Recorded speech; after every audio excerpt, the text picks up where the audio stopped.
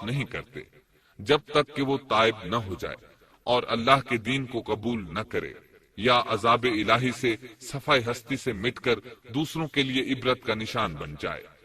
لیکن اس سنت سے نبی کریم صلی اللہ علیہ وسلم کی امت مستثنا ہے، اس لیے کہ آپ صلی اللہ علیہ وسلم نے وضاحت فرمائی ہے، میں نے اللہ تعالیٰ سے دعا مانگی ہے کہ اللہ تعالیٰ میری امت میں عذاب عام مسلط نہ فرمائے، اور اللہ نے میری دعا قبول فرما لی۔ قرآن میں اللہ تعالیٰ نے نبی کریم صلی اللہ علیہ وسلم کی اس بات کی یوں تصدیق کی ہے، وَمَا كَانَ اللَّهُ لِيُعَذِّبَهُمْ وَأَنْتَ فِيهِمْ۔ اے رسول، اس حال میں کہ تو ان میں موجود ہے، اللہ تعالیٰ ان کافروں پر عذاب مسلط نہیں کرے گا۔ اور یہ ایک خطرناک غلطی ہے، نفس کا دھوکہ ہے کہ انسان عیش و عشرت اور دنیاوی جاہ و جلال کو دیکھ کر یہ خیال کر بیٹھے، یہ گمان کر لے کہ جس قوم یا فرد کے پاس یہ سب کچھ موجود ہے وہ ضرور اللہ تعالیٰ کے سائے میں ہے، اور یہ کہ ان کی یہ خوش عیشی اس بات کی علامت ہے کہ اللہ تعالیٰ کی خوش نودی ان کے ساتھ ہے۔ یہ نفس کا دھوکہ ہے، غلط فہمی ہے، بلکہ کج فہمی ہے۔ قرآن کریم کے اس واقعے میں جگہ جگہ اس بات کی وضاحت ہے کہ بعض اوقات زیادہ سے زیادہ خوش عیشی زیادہ سے زیادہ عذاب کا پیش خیمہ ثابت ہوتی ہے، اگرچہ قوموں کے لیے اس کی مدت چند ماہ یا چند سال نہیں بلکہ گھبرا دینے والی مدت ہی کیوں نہ ہو، مگر ہر قسم کی دنیاوی کامیابیوں اور خوش عیشیوں کے ساتھ جب ظلم، سرکشی اور غرور کسی قوم کا مستقل شعار بن جائے تو سمجھ لو اس کی تباہی اور ہلاکت کا وقت قریب آ پہنچا۔ اللہ تعالیٰ فرماتے ہیں، تیرے رب کی پکڑ بہت سخت ہے، لیکن اس کے ساتھ ہی یہ بات بھی ہے کہ کسی قوم میں تمام تر خرابیوں کے باوجود اگر قوم سے اکثر افراد اللہ کے شکر گزار ہوں، اس کے بندوں کے ساتھ انصاف کرنے والے اور آپس میں نیک نیت اور خیرخواہی کرنے والے ہوں تو بلا شبہ وہ اللہ کے ہاں مقبول بندے ہیں، اور انہی کو دنیا اور آخرت کی کامیابیوں کی بشارت ہے، اور انہی کے لیے یہ دنیاوی عیش اللہ کی بے انتہا نعمتوں کی علامت ہے۔ انہی الفاظ پر سیدنا صالح علیہ السلام کا قصہ اختتام کو پہنچا۔ اب ہم آتے ہیں سیدنا ابراہیم علیہ السلام کے قصے کی طرف، لیکن اس سے پہلے یہ وضاحت کر دیں کہ سیدنا ابراہیم علیہ السلام کے واقعے کے ساتھ چند دوسرے انبیاء علیہ السلام کے واقعات بھی وابستہ ہیں، مثلا سیدنا لوط علیہ السلام کا واقعہ، اس لیے کہ یہ سیدنا ابراہیم علیہ السلام کے بھتیجے بھی ہیں اور ان کے پیروکار بھی۔ اسی طرح آپ کے صاحبزادوں سیدنا اسماعیل اور سیدنا اسحاق علیہ السلام کے واقعات ساتھ ساتھ چلتے ہیں۔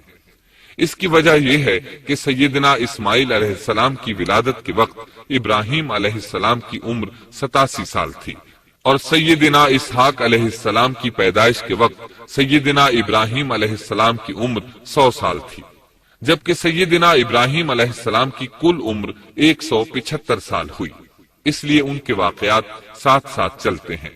ابراہیم علیہ السلام کا قصہ سناتے ہوئے ان حضرات کا ذکر ساتھ ساتھ ضرور آئے گا، تو آئیے شروع کرتے ہیں قصہ ابراہیم علیہ السلام کا۔ صالح علیہ السلام کے بعد اللہ تعالیٰ نے سیدنا ابراہیم علیہ السلام کو مبعوث فرمایا۔ ابراہیم علیہ السلام جد الانبیاء ہیں، عظیم المرتبت اور اولو العزم پیغمبر ہیں۔ آپ کے والد کا نام طارق تھا، جبکہ اس کا لقب آزر تھا۔ آزر مدد کرنے والے کو کہتے ہیں۔ یہ شخص اپنے قبیلے کے افراد کی مدد کیا کرتا تھا، غمخواری کرتا تھا، اس لیے اس کا لقب آزر مشہور ہو گیا تھا۔ قرآن مجید میں ابراہیم علیہ السلام کا قصہ 73 مقامات پر ذکر ہوا ہے۔ یہ 73 مقامات 25 سورتوں میں ہیں، اور یہ بات ابراہیم علیہ السلام کے بلند مرتبت ہونے پر دلالت کرتی ہے۔ ابراہیم علیہ السلام بھی سام بن نوح علیہ السلام کی نسل سے ہیں۔ آپ کی پیدائش عراق کے مشہور شہر بابل میں ہوئی۔ یہ عراق کے شمال میں واقع تھا اور آج بھی موجود ہے۔ بہت بڑا شہر ہے، اس وقت بھی بڑی آبادی پر مشتمل تھا۔ یہاں بت پرستی عام ہو چکی تھی۔ اللہ تعالی سورۃ العنکبوت آیت 25 میں فرماتے ہیں، وَقَالَ إِنَّمَا اتَّخَذْتُم مِّن دون الله أوثانا مودة بينكم في الحياة الدنيا ابراہیم نے کہا کہ تم نے جن بتوں کی پرستش اللہ کے سوا کی ہے انہیں تم نے اپنی آپس کی دنیاوی دوستی کے بنا پر معبود ٹھہرا لیا ہے۔ مطلب یہ کہ وہ لوگ اللہ کی عبادت بتوں کو اللہ کا شریک ٹھہرا کر کرتے تھے۔ ابراہیم علیہ السلام نے اپنے باپ سے اور اپنی قوم سے کہا کہ یہ مورتیاں جن کے تم مجاور بنے بیٹھے ہو کیا ہیں؟ انہوں نے جواب دیا، ہم نے اپنے باپ دادوں کو انہی کی عبادت کرتے پایا ہے۔ اللہ تعالیٰ ان کے بارے میں فرماتے ہیں، اے نبی، انہیں ابراہیم علیہ السلام کا قصہ سنا دو جبکہ انہوں نے اپنے باپ اور اپنی قوم سے فرمایا تم کس کی عبادت کرتے ہو؟ کہنے لگے بتوں کی، ہم تو برابر ان کے مجاور بنے بیٹھے ہیں۔ ابراہیم علیہ السلام نے فرمایا جب تم انہیں پکارتے ہو تو کیا وہ سنتے بھی ہیں یا تمہیں نفع اور نقصان پہنچا سکتے ہیں؟ انہوں نے کہا یہ ہم کچھ نہیں جانتے، ہم نے تو اپنے باپ دادوں کو اسی طرح کرتے پایا ہے۔ مطلب یہ کہ یہ بت پرستی انہیں ورثے میں ملی تھی۔ وہ جن معبودوں کی عبادت کرتے تھے نہ وہ ان کی پکار کو سنتے تھے نہ ہی ان کے نفع و نقصان پر قادر تھے۔ اسی لیے ابراہیم علیہ السلام انہیں جھنجھوڑ رہے تھے، لیکن اندھی تقلید اور بشری عقل کے بیکار ہو جانے نے انہیں یہ سب سوچنے سے عاری کر دیا تھا۔ اللہ تعالیٰ نے ابراہیم علیہ السلام کی خصوصی رہنمائی فرمائی تھی، جیسا کہ سورۃ الانبیاء آیت 51 میں ہے، وَلَقَدْ آتَيْنَا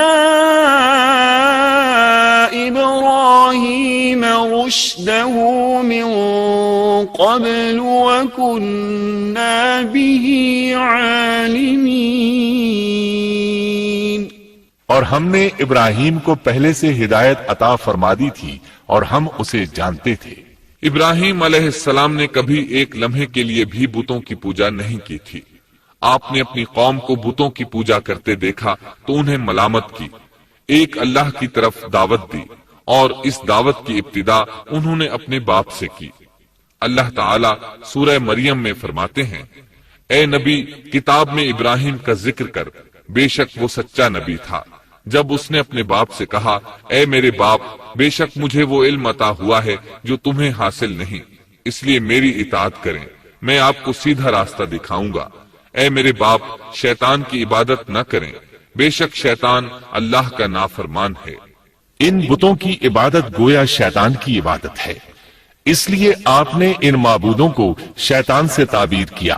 فرمایا، اے میرے باپ، بے شک مجھے خوف ہے کہ تم پر اللہ کا عذاب آئے، پھر تم شیطان کے ساتھی ہو جاؤ۔ باپ نے ان کی بات سن کر کہا، اے ابراہیم، کیا تو میرے معبودوں سے پھرا ہوا ہے؟ البتہ اگر تو باز نہ آیا تو میں تجھے سنسار کر دوں گا، اور تو مجھ سے ایک مدت تک دور ہو جا، یعنی مجھ سے اتنا دور ہو جا کہ کبھی مجھے نظر نہ آئے۔ ابراہیم علیہ السلام نے اپنے باپ پر نرمی اور مہربانی کرتے ہوئے ان سے کہا، آپ پر سلامتی ہو، میں اپنے رب سے آپ کے لیے بخشش طلب کرتا رہوں گا۔ لیکن جب بعد میں ان پر واضح ہو گیا کہ وہ تو اللہ کا دشمن ہے تو ابراہیم علیہ السلام اس سے بے تعلق ہو گئے۔ سورہ توبہ آیت 114 میں اللہ فرماتے ہیں، وَمَا كَانَ اسْتِغْفَارُ إِبْرَاهِيمَ لِأَبِيهِ إِلَّا عَن مَّوْعِدَةٍ وَعَدَهَا إِيَّاهُ فَلَمَّا تَبَيَّنَ لَهُ أَنَّهُ عَدُوٌّ لِّلَّهِ تَبَرَّأَ مِنْهُ إِنَّ إِبْرَاهِيمَ لَأَوَّاهٌ حَلِيمٌ۔ اور ابراہیم کا اپنے والد کے لیے بخشش طلب کرنا ایک وعدے کی وجہ سے تھا جو وہ اس سے کر چکے تھے، لیکن جب انہیں معلوم ہو گیا کہ وہ اللہ کا دشمن ہے تو اس سے بیزار ہو گئے۔ بے شک ابراہیم بڑے نرم اور تحمل والے تھے۔ کسی ایماندار کے لیے جائز نہیں کہ وہ کسی کافر کے لیے دعائے مغفرت کرے، بلکہ مومن پر حرام ہے کہ وہ کسی کافر یا عیسائی وغیرہ کے لیے مغفرت طلب کرے یا اس سے یہ کہے کہ اللہ تجھ پر رحم کرے۔ ابراہیم علیہ السلام کے والد نے انہیں دھمکی دی تھی کہ اگر تم اس دعوت سے باز نہ آئے تو میں تمہیں سنسار کر دوں گا۔ اس کے جواب میں ابراہیم علیہ السلام اپنے والد کے ساتھ انتہائی شفقت سے پیش آئے اور اس سے کہنے لگے، میں آپ کے لیے اپنے رب سے استغفار کرتا رہوں گا، اس لیے کہ آپ اپنے والد پر بے حد مہربان تھے۔ اسی لیے اللہ تعالیٰ بھی ابراہیم علیہ السلام پر بے حد مہربان تھے اور آپ کا لقب خلیل الرحمن رکھ دیا گیا۔ خلت محبت کا وہ انتہائی درجہ ہے جس کے ساتھ دل محبت سے بھر جاتا ہے، یعنی وہ بہت سے لوگوں سے بڑھ کر اللہ تعالیٰ کو محبوب تھے۔ والد کے سخت جواب کے بعد ابراہیم علیہ السلام نے ان سے علیحدگی اختیار کر لی اور انہیں مخاطب کر کے فرمایا، میں تمہیں چھوڑتا ہوں اور جنہیں تم اللہ کے سوا پکارتے ہو ان کو بھی چھوڑتا ہوں، میں اپنے رب کو پکاروں گا، مجھے امید ہے میں اپنے رب کو پکار کر محروم نہیں رہوں گا۔ آپ اللہ کے پیارے اور پسندیدہ نبی تھے۔ جب آپ نے اپنی قوم کو توحید کی دعوت دی اس وقت آپ نوجوان تھے، آپ کی عمر 16 سال تھی۔ ساتھ میں آپ اس بات پر غور و فکر بھی کرتے کہ آخر یہ لوگ بتوں کی پوجا کیوں کرتے ہیں۔ آپ کا دل ان کے شرک پر بہت کڑتا۔ آخر آپ نے مصمم ارادہ کر لیا کہ اس شر اور فساد کی جڑ کو کاٹ کر رہیں گے، یعنی ان بتوں کو توڑ کر رہیں گے۔ آپ اپنی قوم کو بتوں کو توڑ دینے کی دھمکی دیتے رہے۔ اس دھمکی کا ذکر اللہ تعالیٰ نے سورۃ الانبیاء آیت 57 میں کیا ہے۔ وَتَاللَّهِ لَأَكِيدَنَّ أَصْنَامَكُمْ بَعْدَ أَن تُوَلُّوا مُدْبِرِينَ۔ اور اللہ کی قسم میں تمہارے بتوں کا علاج کروں گا جب تم پیٹھ پھیر کر جا چکے ہوگے۔ یہ بات ابراہیم علیہ السلام نے پوشیدہ نہیں اعلانیہ کہی تھی۔ آخر انتظار کا وقت ختم ہوا، عید کا دن آ پہنچا۔ عید کے دن وہ لوگ صبح سویرے گھر سے نکلنے سے پہلے کھانا پکا کر اپنے معبودوں کے سامنے رکھتے تھے، پھر شہر سے باہر ایک میدان میں جمع ہوتے، وہاں کھیلتے کودتے خوشیاں مناتے، ناز سے چلتے پھرتے اور کھانا کھاتے۔ شام کو گھروں کی طرف آتے، صبح بتوں کے پاس جو کھانا رکھ گئے تھے اس کو اٹھاتے اور تبرک سمجھ کر کھا جاتے۔ اپنے معمول کے مطابق انہوں نے عید کی تیاری کر لی، لیکن ابراہیم علیہ السلام تیار نہ ہوئے، اس لیے کہ وہ تو ان کے ساتھ جانے کا ارادہ ہی نہیں رکھتے تھے۔ وہ لوگ جانے سے پہلے ابراہیم علیہ السلام کے پاس آئے اور کہنے لگے، کیا آپ ہمارے ساتھ نہیں جائیں گے؟ سیدنا ابراہیم علیہ السلام نے آسمان کی طرف نگاہ کی اور فرمایا، میں بیمار ہوں۔ یہ تمام واقعہ سورۃ الانبیاء آیات 51 تا 58 میں بیان ہوا ہے۔ یقیناً ہم نے ابراہیم کو پہلے سے ہدایت فرما دی تھی اور ہم اسے جانتے تھے، جبکہ اس نے اپنے باپ سے اور اپنی قوم سے کہا کہ یہ مورتیاں جن کے تم مجاور بنے بیٹھے ہو کیا ہیں؟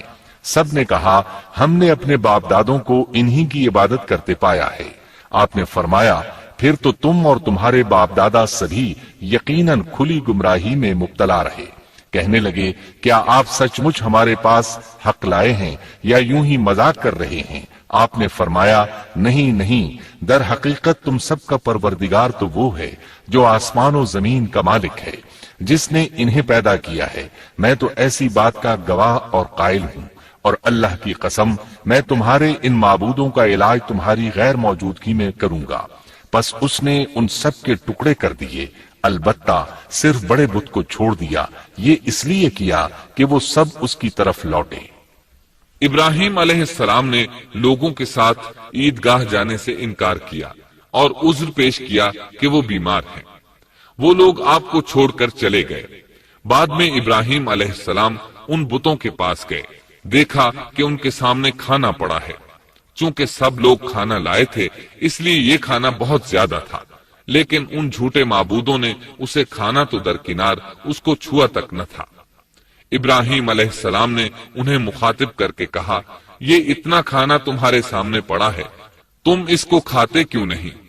تمہیں کیا ہو گیا کہ بات تک نہیں کرتے؟ پھر پوری قوت سے دائیں ہاتھ سے کلہاڑا مار کر ان کے ٹکڑے ٹکڑے کر دیے، لیکن بڑے بت کو چھوڑ دیا۔ تاکہ سب اسی کی طرف رجوع کریں۔ تمام چھوٹے بتوں کو توڑ کر کلہاڑا اس بڑے بت کے کندھے پر رکھ دیا۔ مشرکین میلے سے لوٹے تو دیکھا ان کے سارے معبود اوندھے منہ ٹوٹے پھوٹے پڑے ہیں، ان کے تمام معبودوں کو توڑ دیا گیا تھا۔ وہ حیران رہ گئے کہ یہ کیسے ہو گیا، کس نے کیا؟ کہنے لگے یہ کام کس ظالم کا ہے، اس نے ہمارے معبودوں کی توہین کی ہے۔ اس وقت جن لوگوں نے ابراہیم علیہ السلام کا وہ کلام سنا تھا انہیں ان کا خیال آ گیا، کہنے لگے وہ نوجوان جس کا نام ابراہیم ہے اسے ہم نے اپنے بتوں کی مذمت کرتے سنا ہے۔ اللہ کی قدرت کہ ابراہیم علیہ السلام کا جو مقصد تھا وہ خود بخود پورا ہو رہا تھا۔ قوم کے لوگ مشورہ کر رہے تھے کہ سب کو جمع کرو اور اسے بلاؤ، پھر اسے سزا دو۔ چنانچہ تمام اہل باطل چھوٹے بڑے جمع ہو گئے، کارروائی شروع ہو گئی۔ کہنے لگے اے ابراہیم، ہمارے معبودوں کے ساتھ یہ لغو حرکت تو نے کی ہے۔ ابراہیم علیہ السلام نے جواب دیا، یہ کام تو اس بڑے بت کا ہے، مجھ سے کیوں پوچھتے ہو؟ تم اپنے معبودوں سے کیوں نہیں پوچھ لیتے کہ ان کے ٹکڑے کس نے اڑائے ہیں؟ ابراہیم علیہ السلام کا جواب سن کر وہ سب سوچ میں پڑ گئے، پھر کہنے لگے ہم نے بڑی غلطی کی، اپنے معبودوں کے پاس کسی کو حفاظت کے لیے نہیں چھوڑا۔ اس قدر واضح بات محسوس کر کے بھی وہ ظالم ایمان نہ لائے، بلکہ شیطان نے ان کے دلوں میں وسوسہ ڈالا اور انہوں نے غور و فکر کر کے کہا، اے ابراہیم، کیا تمہیں علم نہیں، یہ تو بے زبان ہیں، یہ بول نہیں سکتے۔ اب ابراہیم علیہ السلام نے فرمایا، تب پھر تم اللہ کے سوا اس چیز کی عبادت کرتے ہو جو تمہیں کچھ بھی نفع نہ دے سکے اور نہ نقصان پہنچا سکے۔ تعجب ہے تم پر اور ان پر بھی جنہیں تم اللہ کے سوا پکارتے ہو، کیا تم میں بالکل عقل نہیں؟ اس طرح ابراہیم علیہ السلام نے ان پر حقیقت خوب اچھی طرح واضح کر دی۔ ان سے فرمایا تم ان کی پوجا کرتے ہو جن کو تم خود تراشتے ہو، یعنی ان کا حال تو یہ ہے کہ تم نے ان کو خود اپنے ہاتھوں سے تراشا اور ان کی عبادت کرنے لگے، جبکہ تمہیں اور تمہاری بنائی ہوئی چیزوں کو اللہ ہی نے پیدا کیا ہے۔ ابراہیم علیہ السلام نے ایک کلہاڑے کی مدد سے ان سب بتوں کو تہس نہس کر دیا تھا۔ یہ اس بات کی واضح ترین نشانی تھی کہ یہ بالکل بے بس ہیں، لیکن اس واضح نشانی کے باوجود وہ اپنے کفر ہی پر ڈٹے رہے اور لگے ابراہیم علیہ السلام کو دھمکیاں دینے۔ قالوا ابنوا له بنيانا فألقوه في الجحيم، کہنے لگے اس کے لیے ایک آتش کدہ بناؤ اور اسے اس دہکتی آگ میں ڈال دو۔ پھر ان لوگوں نے ایک چٹیل میدان کا انتخاب کیا جہاں مٹی نام کی کوئی چیز نہیں تھی۔ اس میدان کو پتھروں کی باڑ کے ساتھ گھیر دیا گیا۔ پھر سب لوگوں کو حکم دیا گیا کہ وہ لکڑیاں جمع کر کے اس گھیری ہوئی جگہ میں رکھیں۔ چنانچہ سب لوگ لکڑیاں جمع کر کے وہاں لانے لگے، یہاں تک کہ عورتوں اور بچوں نے بھی اس کام میں بڑھ چڑھ کر حصہ لیا۔ میدان میں اتنی لکڑیاں جمع ہو گئیں کہ زمین نظر نہیں آتی تھی۔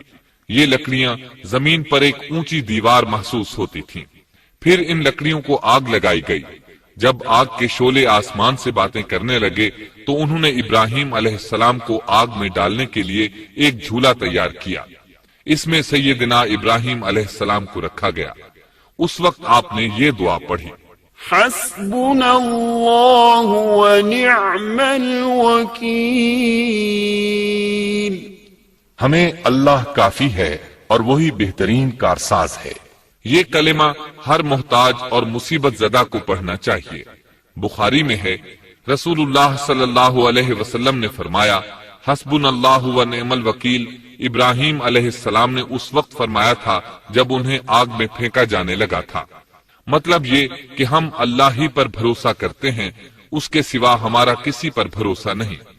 بعض روایات میں یہ بھی ہے کہ جب ابراہیم علیہ السلام کو آگ میں ڈالا جانے لگا تو جبریل علیہ السلام آئے اور کہا، اے ابراہیم، کوئی حاجت ہے تو میں حاضر ہوں۔ ابراہیم علیہ السلام نے فرمایا، اگر تم اپنی مرضی سے آئے ہو تو مجھے تمہاری کوئی ضرورت نہیں۔ ایک دوسری روایت میں ہے کہ بارش کے فرشتے نے حاضر ہو کر کہا تھا، اے ابراہیم، مجھے حکم دیجئے میں بارش برسا کر اس آگ کو بجھا دوں۔ لیکن ایسی تمام روایات ضعیف ہیں۔ یوں بھی اللہ کا حکم ان سے پہلے کام کرنے والا تھا۔ اللہ تعالی سورہ انبیاء آیت 69 اور 70 میں فرماتے ہیں، قلنا يا نار كوني بردا وسلاما على إبراهيم وأرادوا به كيدا فجعلناهم الأخسرين۔ ہم نے کہا اے آگ ابراہیم پر ٹھنڈی ہو جا اور سلامتی والی ہو جا، گو انہوں نے ابراہیم کا برا چاہا لیکن ہم نے انہیں ہی نقصان پانے والا کر دیا۔ چنانچہ جب ابراہیم علیہ السلام کو آگ میں ڈالا گیا تو وہ ٹھنڈی ہو گئی۔ ابن عباس رضی اللہ عنہما فرماتے ہیں، اگر اللہ تعالیٰ آگ سے یہ نہ فرماتے کہ سلامتی والی ٹھنڈی ہو جا تو وہ اس قدر سرد ہو جاتی کہ اس کی ٹھنڈک سے تکلیف محسوس ہوتی۔ گویا آگ بھی اللہ کے حکم کے بغیر نہیں جلا سکتی، چھری اللہ کے حکم کے بغیر نہیں کاٹ سکتی، اس لیے کہ یہ بھی اللہ کی مخلوق ہیں اور ان کی قدرت بھی اللہ کے پاس ہے۔ وہ چاہے تو ان کو قدرت عطا کر دے، چاہے تو قدرت واپس لے لے۔ آگ کو ٹھنڈا ہونے کا حکم ہوا، وہ ٹھنڈی ہو گئی۔ اس نے نہ ابراہیم علیہ السلام کے کپڑے جلائے، نہ جسم کے کسی حصے کو کوئی نقصان پہنچایا، صرف وہ رسیاں جلائیں جن سے آپ کو باندھا گیا تھا۔ سبحان اللہ۔ لوگ آگ کے گرد اس انتظار میں کھڑے تھے کہ جو ہی انہیں آگ میں پھینکا جائے گا وہ جل کر راکھ ہو جائیں گے، لیکن وہ یہ دیکھ کر حیران رہ گئے کہ ابراہیم علیہ السلام بڑے ناز سے آگ کے درمیان بیٹھے ہیں۔ بعض روایات میں ہے کہ ابراہیم علیہ السلام فرمایا کرتے تھے، مجھے ان دنوں جو راحت اور سکون حاصل تھا ویسا آگ سے نکلنے کے بعد نہیں ہوا۔ لوگ اس معجزے کو دیکھ کر حیرت زدہ تھے۔ پھر ابراہیم علیہ السلام آگ سے نکلے۔ اتنا بڑا معجزہ دیکھنے کے باوجود لوط علیہ السلام کے سوا کوئی شخص پورے بابل شہر سے ان پر ایمان نہ لایا۔ اللہ تعالیٰ فرماتے ہیں، فآمن له لوط، پس ابراہیم پر لوط ایمان لائے۔ مطلب یہ کہ پوری بستی سے لوط علیہ السلام تھے جو آپ پر ایمان لائے تھے، باقی تمام لوگ کفر ہی پر ڈٹے رہے۔ ابراہیم علیہ السلام ان کا رویہ دیکھ کر نا امید ہو گئے کہ اس سے بڑھ کر یہ کون سا معجزہ دیکھنا چاہتے ہیں۔ ان کے بتوں کو توڑ دیا گیا، اپنی آنکھوں سے اللہ کی نشانی ان لوگوں نے دیکھی، پھر بھی یہ ایمان نہیں لائے، چنانچہ آپ نے وہاں سے ہجرت کا ارادہ فرما لیا۔ اس وقت بابل پر نمرود نامی بادشاہ کی حکومت تھی۔ کہا جاتا ہے کہ زمین کے بیشتر حصے پر اسی کی حکمرانی تھی۔ جب اس کے پاس یہ خبریں پہنچیں کہ ابراہیم علیہ السلام کو آگ میں ڈالا گیا لیکن آگ نے انہیں نہیں جلایا، تو اس نے ابراہیم علیہ السلام کو اپنے دربار میں پیش کرنے کا حکم دیا۔ ابراہیم علیہ السلام کو وہاں لایا گیا۔ نمرود نے ان سے ان کے رب کے بارے میں سوال کیا۔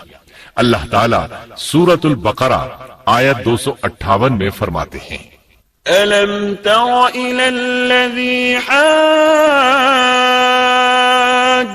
إِبْرَاهِيمَ فِي رَبِّهِ أَنْ آتَاهُ اللَّهُ الْمُلْكَ، کیا تو نے اس شخص کو نہیں دیکھا جس نے ابراہیم سے اس کے رب کے متعلق جھگڑا کیا اس لیے کہ اللہ نے اسے سلطنت دی تھی۔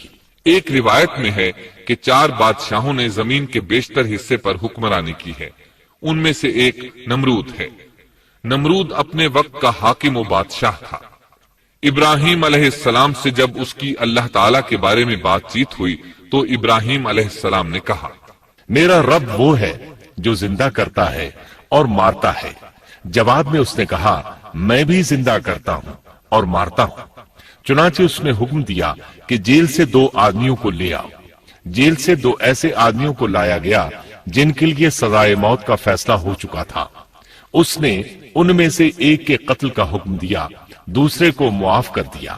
اس سے اس نے یہ ثابت کرنا چاہا کہ وہ بھی زندہ کر سکتا ہے اور موت دے سکتا ہے، اور کہنے لگا، دیکھ لو میرے حکم سے لوگ مرتے ہیں اور میرے حکم سے انہیں زندگی ملتی ہے۔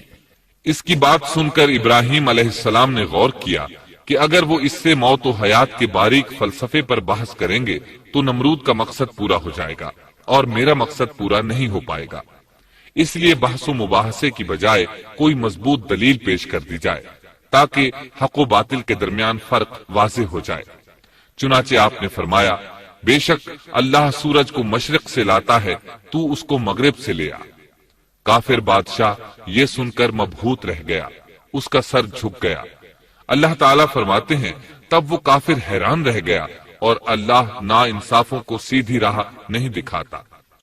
ان تمام باتوں کے بعد نمرود کو یہ معلوم کرنے کی ضرورت نہیں رہی کہ ابراہیم علیہ السلام آگ سے کیسے نجات پا گئے، کیونکہ حقیقت اس پر آشکار ہو چکی تھی۔ وہ جان گیا تھا کہ اصل معاملہ کیا ہے۔ چنانچہ اس نے ابراہیم علیہ السلام سے کہا، آپ اس ملک سے نکل جائیے، ہم آپ کو یہاں نہیں رہنے دیں گے۔ ابراہیم علیہ السلام نے عراق کو خیرباد کہا اور شام کی طرف ہجرت کر گئے۔ یہاں آ کر وہ حران نامی بستی میں مقیم ہوئے۔ اسی جگہ آپ نے اپنے چچا ہاران کی بیٹی سیدہ سارہ علیہ السلام سے شادی کی۔ اللہ تعالیٰ اس ہجرت کے بارے میں فرماتے ہیں، وَنَجَّيْنَاهُ وَلُوطًا إِلَى الْأَرْضِ الَّتِي بَارَكْنَا فِيهَا لِلْعَالَمِينَ، اور ہم اسے یعنی ابراہیم اور لوط کو بچا کر اس زمین کی طرف لے آئے جس میں ہم نے جہان کے لیے برکت رکھی تھی۔ جب آپ حران کے مقام پر پہنچے تو وہیں ٹھہر گئے، وہیں رہنے لگے۔ یہاں آ کر آپ کا شمار بنو حران میں ہونے لگا۔ آپ لوگوں کو اسی شہر میں رہنے کی دعوت دیتے۔ اس شہر کے لوگ بتوں کی پوجا نہیں کرتے تھے بلکہ ستاروں کو پوجتے تھے۔ ابراہیم علیہ السلام نے جب ان کی یہ حالت دیکھی تو ارادہ کر لیا کہ ان لوگوں کو بتائیں گے کہ ستاروں کی عبادت کرنا باطل ہے۔ یہ لوگ چونکہ نجوم پرست تھے اس لیے ان کی عبادت کا وقت رات کو ہوتا تھا، اور یہ لوگ رات کے وقت عبادت کرتے تھے کیونکہ ان کے معبود یعنی ستارے رات ہی کو طلوع ہوتے ہیں۔ چنانچہ ابراہیم علیہ السلام انہیں یہ دکھانے کے لیے کہ ان چیزوں کی عبادت باطل ہے ایک دن ان کے ساتھ نکلے۔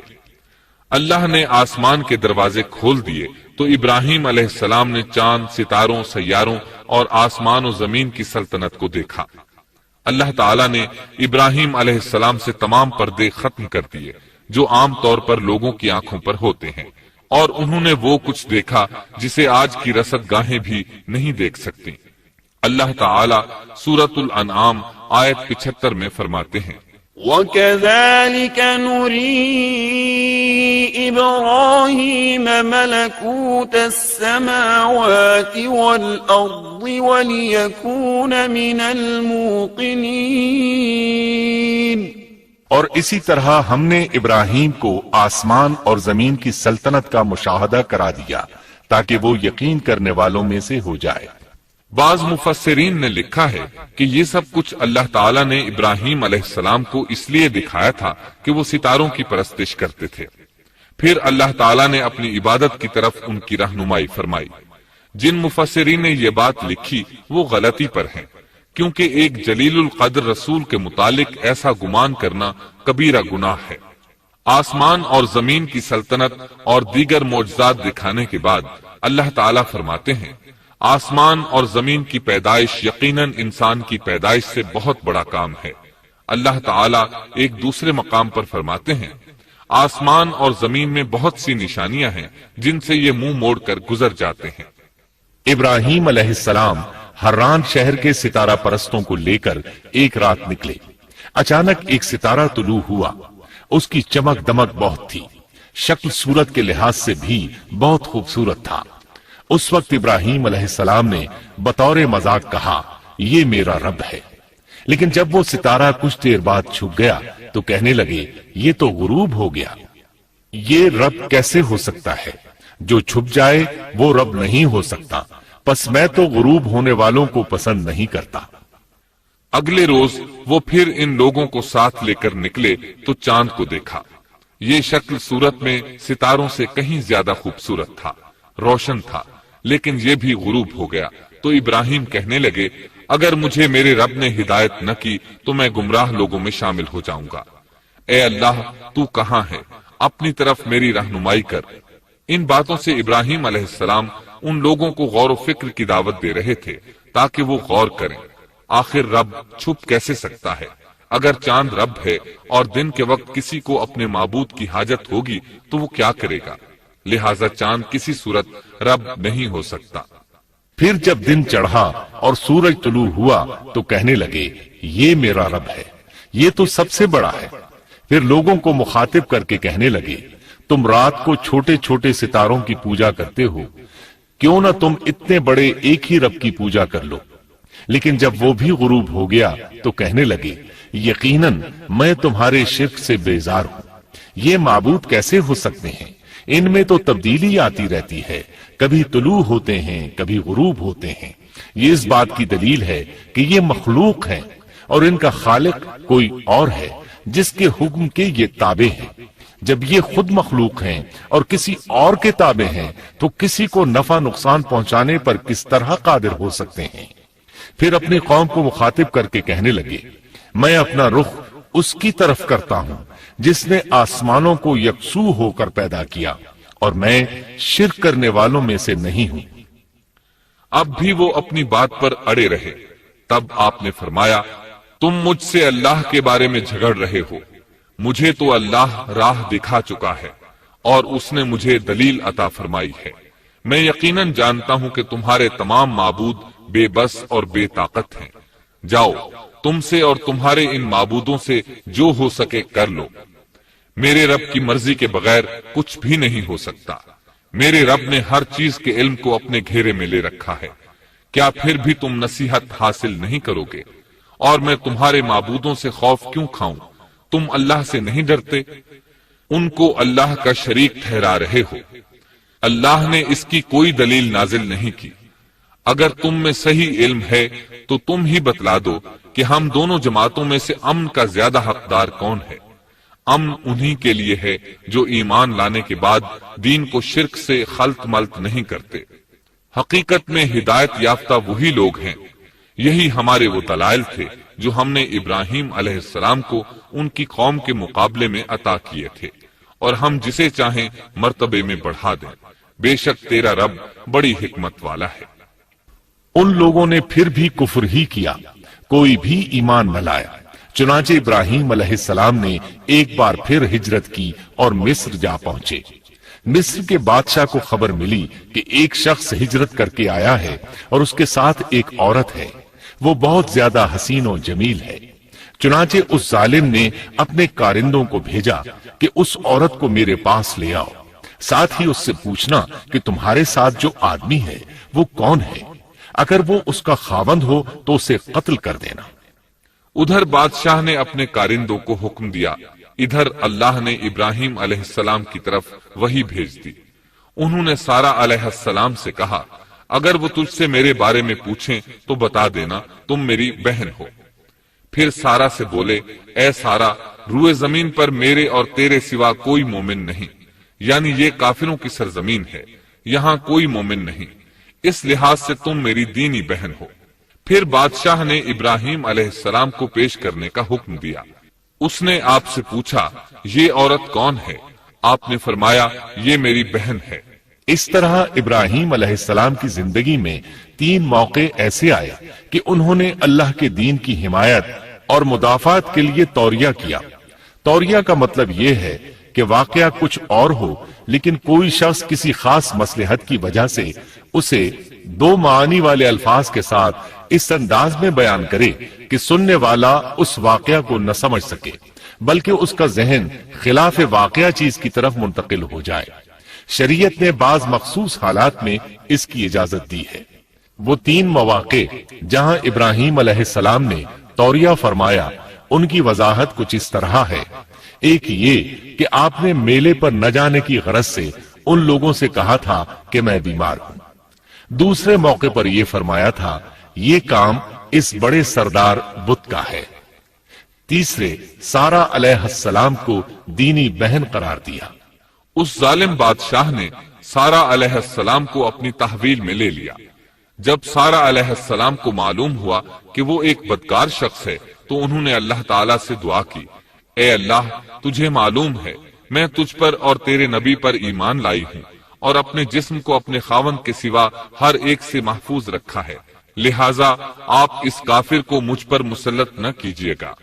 چنانچہ اس کافر بادشاہ نے جب سیدہ سارہ کو پکڑنے کے لیے اپنا ہاتھ بڑھایا تو اس کا ہاتھ شل ہو گیا اور اپنی جگہ پر جم گیا۔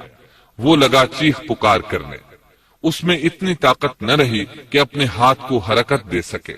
اس کی آواز سن کر اس کے محافظ بھاگے ہوئے آئے، انہوں نے اس کے ہاتھ کو چھڑانا چاہا لیکن چھڑا نہ سکے۔ اس کی یہ حالت دیکھ کر سیدہ سارہ خوف زدہ ہو گئیں۔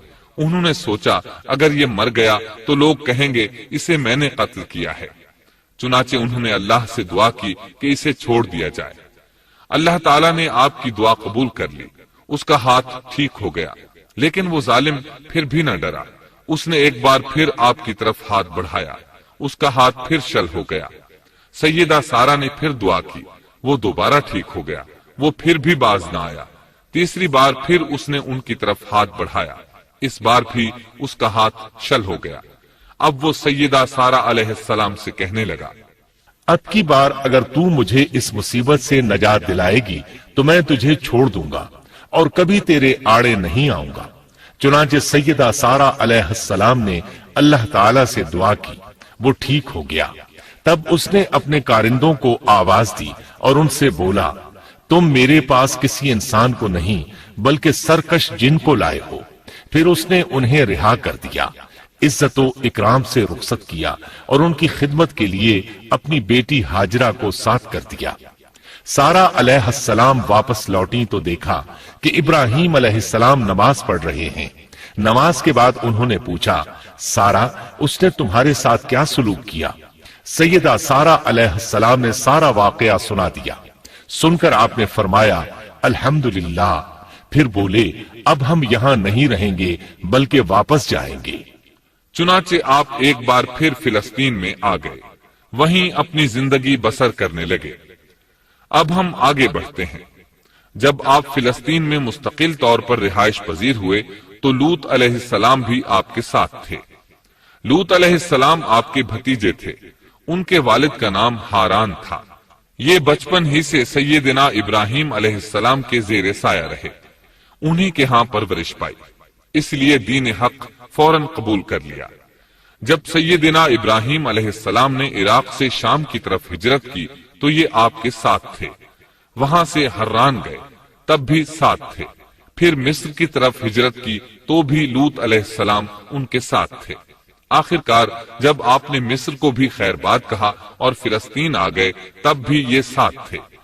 اب ابراہیم علیہ السلام نے لوط علیہ السلام کو حکم دیا کہ وہ بستی سدوم کی طرف چلے جائیں، اس لیے کہ اس بستی کے لوگ کفر کی انتہائی گہرائی میں جا چکے ہیں، انہیں کفر و شرک سے نکالنے کے لیے وہاں جائیں، انہیں اللہ کے احکام سنائیں، اللہ کی طرف دعوت دیں۔ چنانچہ لوط علیہ السلام تو اس طرف روانہ ہو گئے اور ادھر فلسطین میں صرف 3 مسلمان رہ گئے، ابراہیم علیہ السلام، ان کی زوجہ محترمہ سیدہ سارہ اور سیدہ ہاجرہ علیہ السلام وہیں رہائش پذیر رہے اور لوگوں کو مسلسل اللہ کی طرف دعوت دیتے رہے۔ یہاں یہ بے شمار مال و دولت کے بھی مالک بن گئے۔ جب ان کی عمر 85 یا 86 سال ہوئی تو سارہ علیہ السلام نے سوچا، میں بانجھ ہوں، میرے خاوند بوڑھے ہیں لیکن اولاد کی تمنا ہے، تو کیوں نہ میں اپنی لونڈی ہاجرہ ہدیے اور تحفے کے طور پر ابراہیم علیہ السلام کو دے دوں۔ چنانچہ ہاجرہ ابراہیم علیہ السلام کو مل گئیں، انہوں نے ان سے شادی کر لی۔ اللہ رب العزت نے جلد ہی ان کے بطن سے آپ کو اسماعیل علیہ السلام عطا فرمائے۔ ہاجرہ علیہ السلام کے ماں بننے پر اور ان کی اولاد کو دیکھ کر سیدہ سارہ علیہ السلام کو فطری طور پر غیرت کا احساس ہوا۔ اللہ کی قدرت دیکھیے، خود ہی انہیں ہاجرہ کو تحفے میں دیا تاکہ اولاد حاصل ہو، اور جب وہ ماں بن گئیں تو اب غیرت محسوس کر رہی ہیں۔ اپنی اس کیفیت سے مجبور ہو کر سیدہ سارہ نے ابراہیم علیہ السلام سے کہا، آپ مجھے اس کے ساتھ ایک جگہ پر نہ رکھیں۔ مورخین اور سیرت نگار لکھتے ہیں کہ ہاجرہ علیہ السلام ایک نطاق پہنا کرتی تھی، یعنی وہ جسم کے درمیان ایک لمبا کپڑا لٹکا لیتی تھی تاکہ وہ کپڑا گھسٹ گھسٹ کر قدموں کے نشانات مٹا دے اور سارہ کو نظر نہ آئے، کیونکہ سارہ غیرت کی حد کو پہنچ چکی تھی۔ ابراہیم علیہ السلام نے جب سارہ علیہ السلام کے اندر غیرت کے آثار دیکھے تو ہاجرہ کو ان کی نگاہوں سے دور کر دیا۔ ادھر اللہ کا حکم بھی نازل ہو گیا کہ اپنی بیوی ہاجرہ اور دودھ پیتے بچے اسماعیل کو ساتھ لے لیں اور مکہ کی طرف رخ کر لیں۔ ابراہیم علیہ السلام مکہ کی طرف روانہ ہوئے، یہاں تک کہ مکہ پہنچ گئے۔ یہ جگہ اس وقت بالکل ویران اور بے آباد تھی، نہ کوئی انسان تھا، نہ پانی، نہ نباتات کے آثار تھے، غرض کوئی چیز نظر نہیں آتی تھی۔ بس پہاڑوں کے درمیان ایک بے آب و گیاہ میدان تھا۔ یہی وہ مقدس اور تاریخی وادی تھی جہاں ابراہیم علیہ السلام اپنی زوجہ اور لخت جگر کو چھوڑ کر واپس پلٹے۔ سیدہ ہاجرہ علیہ السلام کو بہت حیرت ہوئی۔ انہیں یہ امید نہیں تھی کہ ان کے خامند انہیں ایک بے آباد جگہ تنہا چھوڑ کر چل دیں گے۔ اس پر بچے کی ذمہ داری الگ تھی، چنانچہ انہوں نے ابراہیم علیہ السلام کو آواز دی، لیکن انہوں نے مڑ کر بھی نہ دیکھا۔ اب وہ ان کے پیچھے آئیں اور قریب پہنچ کر بولی، اے ابراہیم، ہمیں کہاں چھوڑے جا رہے ہو؟ یہاں نہ پانی، نہ خوراک، نہ کوئی انسان۔ ابراہیم علیہ السلام نے پھر بھی کوئی جواب نہ دیا، کوئی پریشانی بھی ظاہر نہ کی اور چلتے رہے۔ سیدہ ہاجرہ بھی آپ کے پیچھے چلتی رہیں اور پوچھتی رہیں کہ ہمیں کس کے حوالے کر کے جا رہے ہیں؟ یہاں تو کوئی بھی جاندار نہیں، مکمل طور پر بے آباد علاقہ ہے۔ لیکن انہوں نے اب بھی کوئی توجہ نہ دی۔ آخر سیدہ ہاجرہ نے کہا، کیا آپ کو اللہ نے اس کام کا حکم دیا ہے؟ اب آپ نے جواب میں فرمایا، ہاں۔ تب سیدہ ہاجرہ بولی، اگر یہ بات ہے تو اللہ تعالی ہرگز ہمیں ضائع نہیں ہونے دے گا۔ جب انسان اللہ کے احکام کو بجا لائے تو اس کے دل سے فقر و فاقے کا خوف نکل جاتا ہے اور اللہ اسے طرح طرح کے انعامات سے نوازتا ہے۔ انسان جب تک اللہ کے احکام کو بجا لاتا رہے گا تب تک اللہ کی نصرت اور اس کی تائید شامل حال رہے گی۔ چنانچہ جو ہی ہاجرہ علیہ السلام کو پتا چلا کہ انہیں تنہا چھوڑ جانا اللہ کے حکم کی بنا پر ہے تو فوراً یقین بھرے لہجے میں بولی، تب اللہ ہمیں ضائع نہیں کرے گا۔ یہ کہہ کر وہ اپنے شیر خوار بچے کی طرف پلٹ گئیں۔ خوراک اور پانی چند دن میں ختم ہو گئے۔ پانی کا ایک قطرہ پاس نہ رہا۔ اب پانی کی تلاش شروع کی، لیکن اپنے لیے تو درکنار، ماں کو بیٹے کے لیے بھی پانی نہ ملا، نہ خوراک۔ اب بچہ لگا بھوک سے بلکنے۔ خوراک نہ ملنے کی وجہ سے ماں کا دودھ بھی خشک ہو گیا تھا۔ عورت کتنی بھی باحوصلہ ہو، اپنے بچے کو بھوک سے بلکتے نہیں دیکھ سکتی۔ اب انہوں نے بچے کو وہیں چھوڑا اور تیزی سے قریبی پہاڑی صفا کی طرف لپکی۔ اوپر چڑھ کر ادھر ادھر نظر دوڑائی کہ شاید کسی طرف پانی یا خوراک نظر آ جائے یا کسی انسان کی جھلک نظر آ جائے۔ جب کچھ نظر نہ آیا تو نشیب کی طرف چلی، ساتھ میں بچے کی طرف بھی دیکھتی جاتی تھی۔ نشیب میں پہنچی تو بچہ نظروں سے اوجھل ہو گیا۔ اس پر اور بے چین ہوئی اور بلندی کی طرف دوڑی۔ اس طرح مروہ پہاڑی پر چڑھ گئیں۔ وہاں بھی چاروں طرف نگاہ دوڑائی لیکن کچھ نظر نہ آیا۔ خیال آیا کہ پھر کوشش کرنی چاہیے۔ اس خیال سے مروہ پہاڑی سے اتری اور صفا کی طرف چل دی۔ درمیان میں نشیب کی وجہ سے بچہ نظر نہ آیا تو دوڑنے لگی۔ اس طرح پھر صفا پر چڑھ گئیں۔ اللہ اکبر! ایک تو عورت ذات کمزور، پھر بھوک پیاس سے نڈھال، اس پر کس قدر سعی اور کوشش میں مصروف، وہ بھی اپنے بچے کے لیے۔ بہرحال بار بار کوشش کے خیال سے انہوں نے صفا اور مروہ پہاڑیوں کے درمیان 7 چکر لگائے۔ یہی وجہ ہے مسلمان عازمین حج صفا و مروہ کے درمیان سعی کرتے ہیں تاکہ اس واقعے کی یاد تازہ ہو جائے۔ جب وہ آخری مرتبہ مروہ پر پہنچی تو انہوں نے ایک آواز سنی۔ یہ آواز اسماعیل علیہ السلام کے قریب سے آئی تھی۔ انہوں نے پوری توجہ سے آواز کو سننے کی کوشش کی اور جلدی سے اسماعیل کے قریب پہنچی۔ کیا دیکھتی ہیں؟ اسماعیل کے قدموں کے نیچے سے پانی پھوٹ رہا ہے، کیونکہ جبریل علیہ السلام کو اللہ نے اس صابرہ خاتون کی مدد کے لیے بھیجا تھا۔ انہوں نے زمزم والی جگہ پر اپنا پر مارا تو اسماعیل کے قدموں کے پاس سے ایک عظیم چشمہ رحمت نمودار ہوا۔ مستقبل کے پیغمبر کے قدموں کے نیچے سے اللہ نے جبریل فرشتے کے ذریعے زمین پھاڑ کر پانی نکال دیا۔ یہی آب زمزم کا آغاز تھا۔ हाजरा अलैहिस्सलाम पानी को आंखें फाड़ फाड़ कर हैरत से देख रही थीं। उनकी खुशी की इंतहा न रही जब उन्होंने देखा पानी फूट फूट कर चारों तरफ बह रहा है। जमीन हमवार थी, इसलिए उन्होंने जमीन को खोदना शुरू कर दिया ताकि पानी इधर उधर न बह जाए। फिर उन्होंने उस गड्ढे के चारों तरफ पत्थर रख दिए और जुबान से बोली, जम जम, इसका मतलब है रुक जा। नबी अकरम सल्लल्लाहु अलैहि वसल्लम का फरमान है, रहिमल्लाहु उम्म इस्माईल लौला अन्नहा अजलत लकानत ज़मज़म ऐनन मईना। अल्लाह इस्माइल की वालिदा पर रहम फरमाए, अगर वो जल्दबाजी से काम न लेती तो जमजम एक बहने वाला चश्मा होता। लेकिन उन्होंने इसके गिर्द बंद बांध दिया। उन्हें दरअसल उस वक्त पानी की शदीद जरूरत थी, इसलिए उन्होंने पानी को अपने पास जमा कर लिया ताकि बहकर जाय न हो जाए। उन्होंने इस्माइल को पानी पिलाया, खुद भी खूब पिया, और ये अल्लाह ताला की तरफ से उनकी मेहमान नवाजी थी। वहां कोई और इंसान नहीं था, न खाने की कोई चीज थी, बस यही आब जमजम उनके लिए खाने और पीने का काम दे रहा था। अब चूंकि जमजम एक चश्मा बन गया था, इसलिए परिंदे भी आने लगे। उन्हीं दिनों अरब के कबीलों में से एक कबीला बनु जुरहुम यमन को खैरबाद कहकर इस तरफ आ रहा था। यमन में एक बहुत बड़ा डैम था। पहाड़ों के दरमियान उन्होंने पानी को रोककर एक बहुत बड़ा बंद कायम कर रखा था। उससे पूरा साल आसानी से खेती बाड़ी करते थे। इस डैम की बदौलत उनका आबपाशी का निजाम बहुत अच्छा था। जब उस डैम को अल्लाह ताला ने तोड़ा तो तमाम लोग वहां से मुंतशिर हो गए और जजीरा अरब के अतराफ में मुंतकिल होने लगे। वहीं से हिजरत करने वाला एक कबीला बनु जुरहुम था। ये लोग बुनियादी तौर पर अरब थे। ये कबीला सफर में रहता, जहां कहीं पानी और चिरागाह नजर आते वहीं पड़ाव डाल देते। जब वहां खुराक खत्म हो जाती तो आगे सफर शुरू कर देते। चूंकि वो बहुत बड़े ताजिर थे, इस बिना पर उन रास्तों से खूब वाकिफ थे। उन्हें चश्मों का खूब इल्म था। मुल्क शाम की तरफ भी उनकी आमदो रफ्त थी। ये कबीला बनु जुरहम मक्का के करीब पहुंचा तो फिजा में परिंदों को मंडलाते पाया। कहने लगे, इन परिंदों की मौजूदगी में जरूर कोई राज है। अब उन्होंने अपने कुछ आदमी उस तरफ भेजे। ये लोग जल्द ही चश्मे तक पहुंच गए। उन्होंने वहां एक औरत और उसके बच्चे को पाया।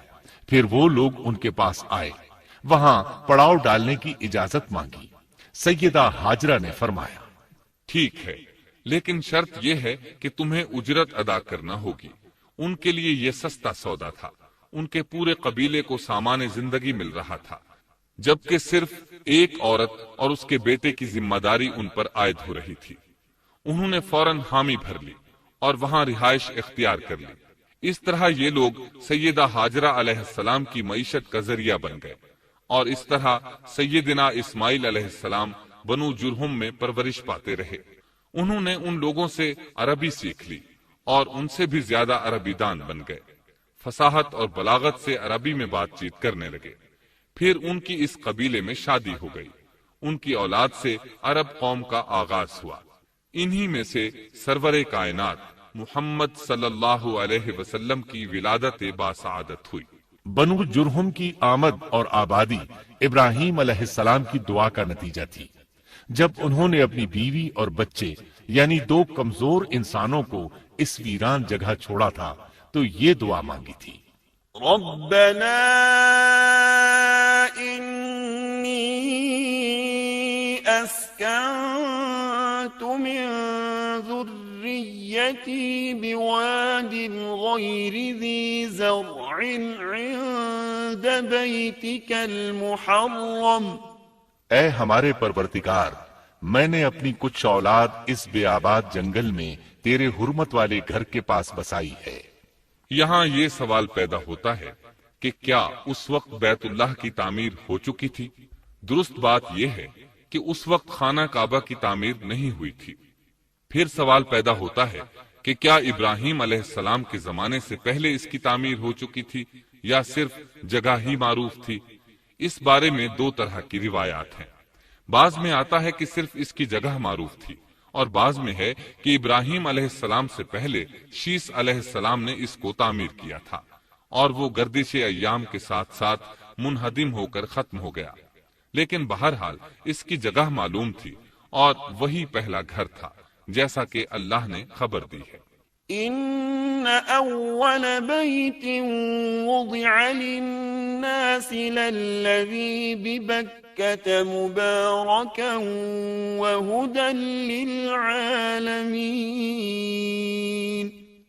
اللہ تعالیٰ نے پہلا گھر جو لوگوں کے لیے مقرر کیا تھا وہی ہے جو مکہ میں ہے، اور وہ پوری دنیا کے لیے برکت اور ہدایت والا ہے۔ ابراہیم علیہ السلام نے اللہ تعالیٰ سے یہ دعا مانگی تھی، ربنا إني أسكنت من ذريتي بواد غير ذي زرع عند بيتك المحرم ربنا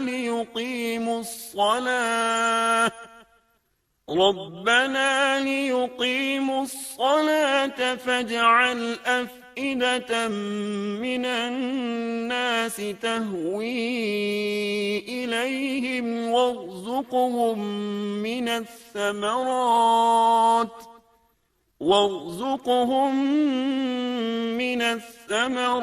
لعلهم يشكرون۔ اے ہمارے پروردگار، میں نے اپنی کچھ اولاد اس بے کھیتی کے جنگل میں تیرے حرمت والے گھر کے پاس بسائی ہے۔ اے ہمارے پروردگار، یہ اس لیے کہ وہ نماز قائم کریں، پس تو کچھ لوگوں کے دلوں کو ان کی طرف مائل کر دے اور انہیں پھلوں کی روزیاں عطا فرما تاکہ یہ شکر گزاری کریں۔ دن گزرتے رہے اور اسماعیل علیہ السلام بنو جرہم کے ماحول میں عمر کی منزلیں طے کرتے رہے اور وہ ہوش سنبھالنے کے قریب ہو گئے۔ ابراہیم علیہ السلام ہر سال ایک دو بار اپنے گھرانے کی دیکھ بھال کے لیے چکر لگاتے تھے۔ جب اسماعیل علیہ السلام نے ہوش سنبھالا تو ایک بار پھر ایک عظیم آزمائش کا وقت آ گیا۔ ہوا یوں کہ ایک مرتبہ ابراہیم علیہ السلام مکہ تشریف لائے، ایک جگہ آرام کے لیے بیٹھے کہ نیند کی وادی میں پہنچ گئے۔ نیند میں انہوں نے خواب دیکھا کہ اپنے لخت جگر کو اپنے ہاتھ سے ذبح کر رہے ہیں، ساتھ ہی آنکھ کھل گئی۔ ابراہیم علیہ السلام جانتے تھے کہ انبیاء کرام کے خواب حقیقت ہوتے ہیں، اللہ کی طرف سے وحی ہوتے ہیں، اور شیطان کسی صورت ان کے خواب میں نہیں آ سکتا، لہٰذا انہوں نے اس خواب کے مطابق عمل کرنے کا پختہ ارادہ کر لیا، کسی قسم کی پریشانی کا شکار نہ ہوئے۔ اللہ رب العزت نے اس عظیم اور تعجب خیز واقعے کا قرآن مجید میں ذکر کرتے ہوئے فرمایا، وقال إني ذاهب إلى ربي سيهدين رب هب لي من الصالحين فبشرناه بغلام حليم فلما بلغ معه السعي قال يا بني إني أرى في المنام أني أذبحك فانظر ماذا ترى۔ اور ابراہیم نے کہا، میں تو ہجرت کر کے اپنے پروردگار کی طرف جانے والا ہوں، وہ ضرور میری رہنمائی کرے گا۔ اے میرے رب، مجھے نیک بخت اولاد عطا فرما۔ تو ہم نے ایک بردبار بچے کی بشارت دی۔ پھر جب بچہ اتنی عمر کو پہنچا کہ اس کے ساتھ چلنے پھرنے لگا تو ابراہیم نے کہا، میرے پیارے بیٹے، میں نے خواب دیکھا ہے کہ میں تجھے ذبح کر رہا ہوں، اب تو بتا تیری کیا رائے ہے؟ یہاں سوال پیدا ہوتا ہے کہ ابراہیم علیہ السلام نے اسماعیل علیہ السلام سے مشورہ کیوں لیا؟ وہ چاہتے تو اسماعیل کو سوتے میں ذبح کر دیتے، اس طرح اللہ کا حکم بجا لاتے۔ وہ بیٹے کے پاس کیوں گئے اور ان سے مشورہ کیوں لیا؟ جی ہاں، یہ مسئلہ یاد رکھنے کے قابل ہے کہ ہر مسلمان پر لازم ہے کہ وہ اپنے دوسرے مسلمان بھائی کو اجر و ثواب میں شامل کرنے کی کوشش کرے۔ ابراہیم علیہ السلام نے بیٹے کو ثواب میں شامل کرنے کے لیے انہیں اللہ کے حکم سے آگاہ کیا۔ یہ نہ چاہا کہ میں اکیلا ہی اجر لیتا رہوں، بلکہ دوسرے کی خیر خواہی کو پیش نظر رکھا۔ والدین کے لیے آپ کے اس انداز میں نصیحت موجود ہے، یہ کہ اولاد کو ثواب کے مواقع فراہم کریں، ان کی صحیح تربیت کریں، اگر صدقہ کرنے کا موقع ملے تو بچوں کے ذریعے صدقہ کرائیں تاکہ انہیں بھی اللہ کے راستے میں خرچ کرنے کی عادت پڑے۔ جب کسی دینی مجلس میں بیٹھنے کا موقع ملے تو اپنی اولاد کو بھی ساتھ لے کر جائیں۔ بے شمار لوگ خود تو جاتے ہیں، اولاد کو جانے کے لیے کہتے بھی نہیں، خود دین سیکھتے ہیں، اولاد کو دین نہیں سکھاتے۔ ابراہیم علیہ السلام نے اسماعیل علیہ السلام سے رائے لی۔ سبحان اللہ، انہوں نے جواب میں فرمایا، يا أبت افعل ما تؤمر اے ابا جان، آپ کو جو حکم ملا ہے کر گزریے۔ یہ نہیں کہا کہ مجھے تو حکم نہیں ہوا، بلکہ فوراً سر تسلیم خم کر دیا، اس لیے کہ وہ جانتے تھے انبیاء کا خواب حقیقت پر مبنی ہوتا ہے، اللہ کی وحی ہوتا ہے، اس لیے بالکل پریشانی ظاہر نہ کی، یہ تک نہ پوچھا مجھے کیوں ذبح کر رہے ہیں، یا میرا کیا جرم ہے، یا آپ کے پاس کون سا صریح حکم آیا ہے۔ انہوں نے ایسی کوئی بات نہ کہی، اللہ کی فرما برداری اسی کو کہتے ہیں۔ چنانچہ اپنے باپ سے کہا، يا أبت افعل ما تؤمر ستجدني إن شاء الله من الصابرين۔ اے ابا جان، آپ کو جو حکم ہوا ہے اس کو کر گزریے، انشاءاللہ آپ مجھے صبر کرنے والوں میں پائیں گے۔ علماء کرام فرماتے ہیں اس جملے سے ان کا انتہائی ادب اور احترام شامل ہے، اور اس میں زبردست توکل موجود ہے۔ یہ نہیں کہا کہ آپ مجھے صبر کرنے والوں میں سے پائیں گے، بلکہ آپ نے اللہ کی مشیت کو جملے میں شامل کیا اور فرمایا انشاءاللہ آپ مجھے صبر کرنے والوں میں سے پائیں گے۔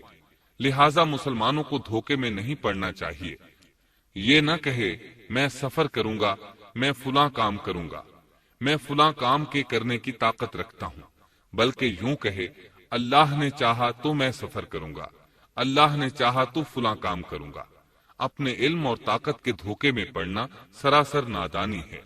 ہر چیز کا تعلق اللہ سے قائم کرے، جیسا کہ اللہ تعالیٰ فرماتے ہیں، ولا تقولن لشيء إني فاعل ذلك غدا إلا أن يشاء الله۔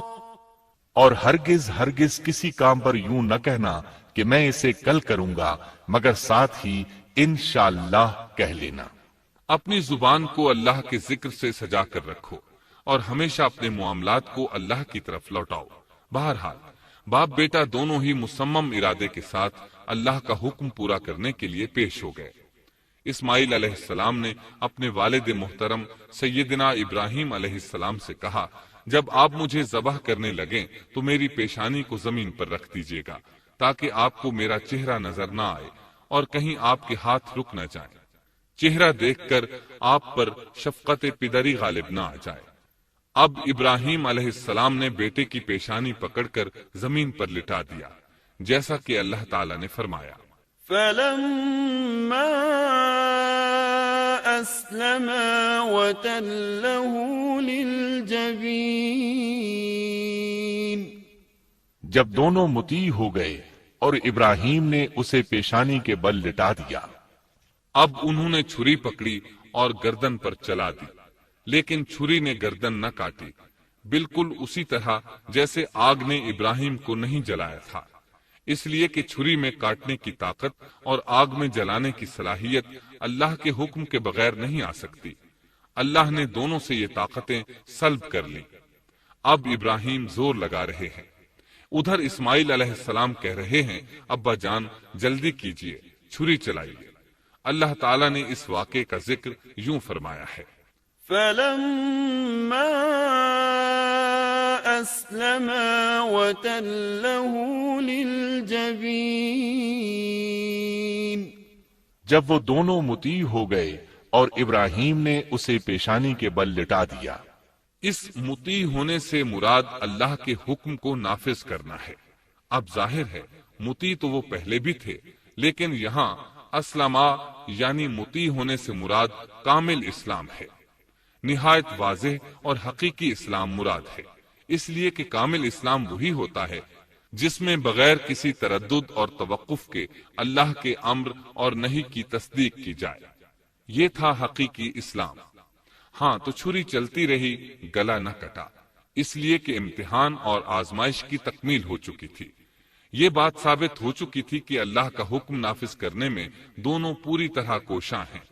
اللہ تعالیٰ بھی فرما برداری ہی کا صلہ عطا فرماتے ہیں، چنانچہ آواز آئی، قد صدقت الرؤيا إنا كذلك نجزي المحسنين إن هذا لهو البلاء المبين۔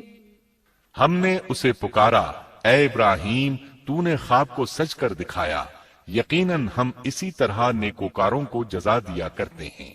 یقیناً یہ ایک کھلی آزمائش تھی۔ تاریخ کا ایک عظیم ترین امتحان اور کڑی آزمائش دنیا کو آج بھی حیرت میں ڈال دیتی ہے۔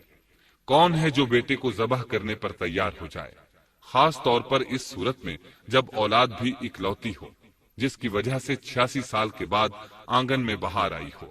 پھر اس کی قربانی کا بھی واضح حکم نہیں دیا گیا تھا، اشارتاً خواب میں رہنمائی کی گئی تھی۔ آپ کہہ سکتے تھے یہ قتل اور سنگین جرم ہے، کہہ سکتے تھے اپنے بیٹے کو کس جرم میں قتل کروں، لیکن آپ نے بغیر کسی تعامل کے سر تسلیم خم کر دیا اور اس عظیم امتحان میں کامیاب ہوئے۔ اللہ فرماتے ہیں، وَإِبْرَاهِيمَ الَّذِي وَفَّى، اور ابراہیم وہ ہیں جنہوں نے وفاداری کی۔ اس آیت میں یہ نہیں بتایا گیا کہ کس چیز میں وفاداری کی، اس لیے کہ وہ تو ہر معاملے میں مکمل طور پر وفاداری کا مظاہرہ کر چکے تھے۔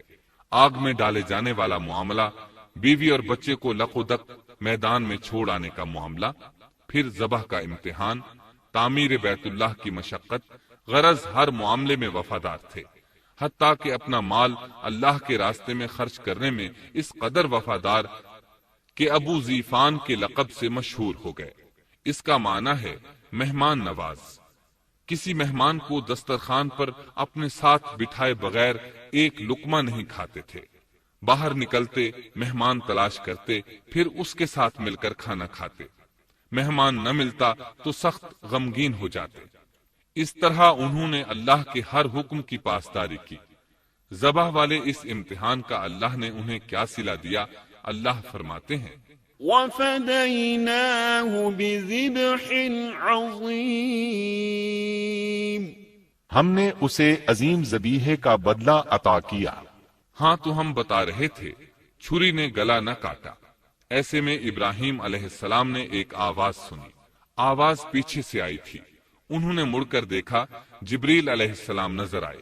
وہ آسمان سے ایک مینڈھا لے کر آئے تھے، دنیا کے مینڈھوں میں سے نہیں بلکہ جنت کا مینڈھا لائے تھے۔ سیدنا عبداللہ بن عباس رضی اللہ عنہما سے روایت ہے کہ وہ مینڈھا جنت میں 40 سال تک چرتا رہا۔ سفید رنگ، کشادہ آنکھوں، خوبصورت سینگوں والا حسین و جمیل مینڈھا تھا۔